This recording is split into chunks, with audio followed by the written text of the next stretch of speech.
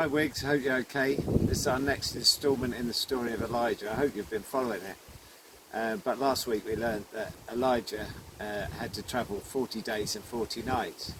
And he ends up in a cave. And God says to him, "What are you doing here?" Elijah was really down. He was really at the end of his tether.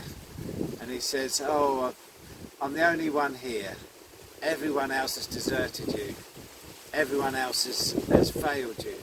And I'm the only one who's following you." God wanted to help Elijah. So he took him to the top of the mountain. So as I said, God said to Elijah, "Go to the top of the mountain." Haven't got mountains in Ross, but this is the best we could do. God wanted to reveal himself to Elijah.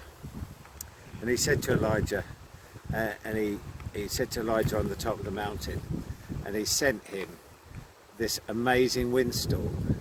This amazing windstorm came out, and Elijah must have probably thought, "Wow, that's God, that's God." But God wasn't in the windstorm. The windstorm was horrendous wind, causing things to crack and stuff like that.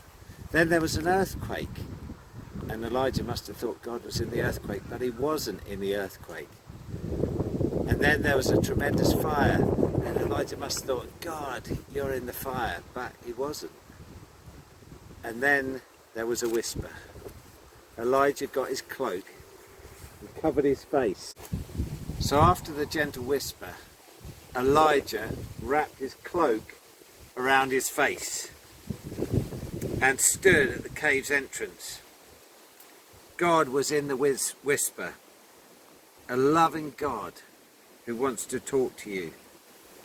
God said to him, "What are you doing here?" And Elijah said the same as before. "The people have given up on God. The prophets have all been killed, and Elijah was the only one left." But God said to Elijah, he gave him really comforting words. He said, "Go and anoint the first king. Go and anoint the second king." And those kings actually went to live to be God-fearing men who followed God. And he also says, "I want you to choose the person who's going to take over from you, a man called Elisha." God was in the whisper.